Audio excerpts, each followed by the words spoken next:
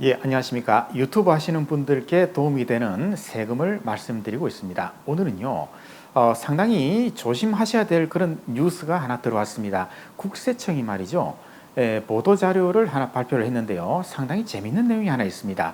뭐냐면요, 창업 중소기업 세액 감면인데요. 국세청이 성났다. 자, 공유 오피스를 활용한 그런 부정한 방법, 이걸 엄정하게 대응하겠다, 이런 발표를 했습니다. 자, 그래서 이게 바로 보도자료인데요.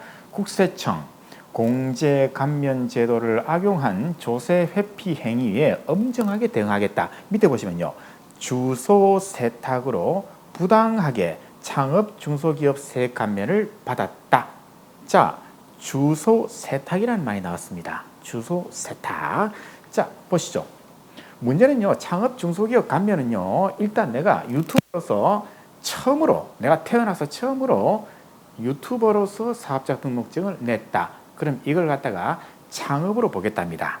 그럼 창업을 했기 때문에 혜택을 주겠다. 무엇을? 소득세, 법인세를 5년 동안 100% 또는 50% 감면을 해주겠다. 이렇게 되어 있습니다. 이게 창업 중소기업 감면 제도인데요.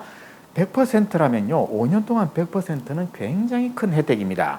내가 내야 될 세금이 1,000만 원이다. 그러면은 1,000만 원을 안 내도 된다. 이런 얘기거든요. 굉장히 큰 혜택이기 때문에 대단히 중요합니다.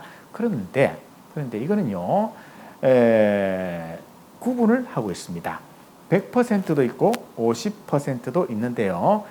비수도권에서 청년이 창업을 했다. 그럼 100% 감면입니다. 여기서 청년은요, 34세까지를 말합니다. 그렇지 않고 나는 수도권인데 청년이다. 그럼 50% 감면. 비수도권인데 아무나 나이 제한 없이 소위 말하는 지방이죠. 지방에서 이제 창업을 했다. 그러면 50% 감면. 그런데 한번 보십시오. 수도권인데 청년이 아닌 사람이 창업을 했다. 예를 들어서 35세다. 그러면 이 사람은 하나도 혜택이 없다는 겁니다. 하나도 혜택이 없어요. 그런데요, 제가 비수도권, 수도권이라는 말을 썼지만은 법에서는요, 과밀 억제 권역 안에서 창업을 했느냐, 밖에서 했느냐, 이렇게 구분하고 있습니다. 다시 말씀드려서 요거는요, 과밀 억제 권역 밖에서 이 말입니다. 이건 과밀 억제 권역 내에서 창업했다, 이 말이거든요. 그런데요, 서울특별시는 당연히 과밀 억제 권역입니다. 그런데 희한하게도요, 용인시는요, 과밀 억제 권역이 아닙니다. 나머지 이 경기도도 전부 다 거의 대부분이 다 과밀 억제 권역 안에 있거든요. 인천은 송도, 청라, 영종, 여기가 바로 과밀 억제 권역이 아닙니다. 따라서 용인에 창업을 했다. 그런데 청년이다. 그럼 100% 감면을 받을 수 있는 겁니다. 그런데요, 이게 국세청이 어떻게 이걸 알았느냐 하면요, 서울에 집이 있습니다. 서울에서 살고 있는 사람이 사업자 등록증을 용인에 냈습니다. 그런데 공유 오피스에 사업자 등록증을 냈습니다. 한 달에 몇만 원 주면은 거기에 사업자 등록증을 낼 수 있도록 그렇게 하는 것이 바로 공유 오피스 아니겠습니까? 여기에 했는데 이 사람의 아는 사람이 제보를 했대요.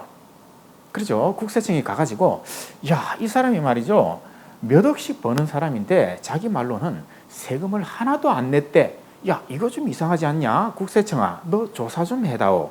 이렇게 가지고 제보가 들어와 가지고 국세청에서 이 사람을 조사를 했답니다. 그런데 공유 오피스는 용인에 있는데 용인에서 이 사람이 이 사업을 한 흔적이 하나도 없습니다.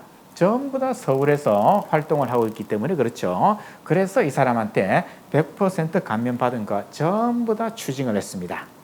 예, 그런 또 사건이 있었는데요. 그래서 절대로 주변 사람들한테 내가 얼마 버는지 얘기하면 안 돼요. 예, 그죠? 항상 내 주변에는 나를 싫어하는 사람이 있을 수 있다는 거. 그래서 어쨌든 이제는 이렇게 하지 마시고 서울에 내가 그냥 살고 있고 서울에서 창업을 하시라는 겁니다.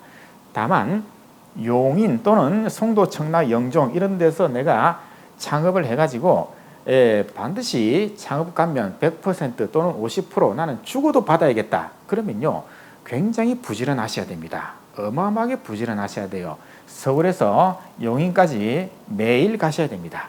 매일 공유 오피스를 가가지고 출퇴근하셔야 되고요. 거기서 오전 또는 오후 편집 작업을 노트북 들고 가가지고 편집 작업을 하셔야 됩니다.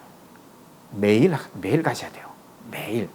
그렇게 가가지고 서울에서 용인까지 내가 출퇴근했다는 그런 흔적도 남기셔야 되고요. 비디오도 찍고 사진도 찍고 내가 작업하는 모습도 기록을 하고 굉장히 많이 준비를 하셔야 됩니다. 이 정도로 부지런하게 하지 않고서는 이걸 나중에 세무서에서 입증을 하라 했을 때 입증을 못하면 결국 다 이거 다 뱉어내는 그런 또 아픈 그런 과정이 기다리고 있겠죠.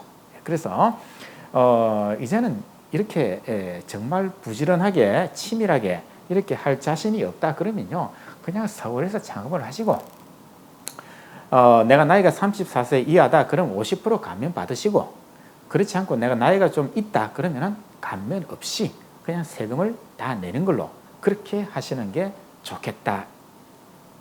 그죠? 이게 결론입니다. 그래서 국세청이 이제 앞으로는요, 이걸 만들겠대요. 공유 오피스 세원관리 태스크포스 전담팀입니다. 구성을 하겠답니다. 따라서 공유 오피스를 확실하게 이제 관리하겠다 이렇게 나서고 있습니다. 태스크포스를 구성하겠대요. 그래서 이제 앞으로는 공유 오피스 신중하게 고르셔야 되고, 만약 공유 오피스를 계약을 했다 그러면은 매일 출퇴근 하셔야 되겠다, 이런 말씀을 드립니다.